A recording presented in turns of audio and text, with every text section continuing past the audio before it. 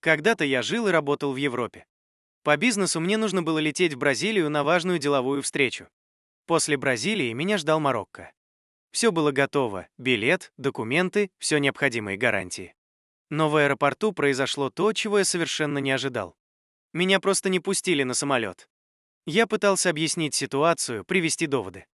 Даже мой знакомый, человек при должности, депутат, пытался помочь и связаться с нужными людьми. Но решение уже было принято. Самолет улетел без меня.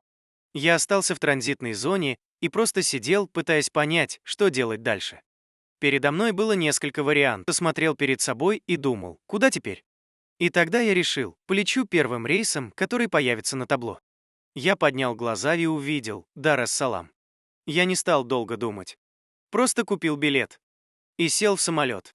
Тогда я еще не знал, что этот рейс станет началом совершенно другой жизни.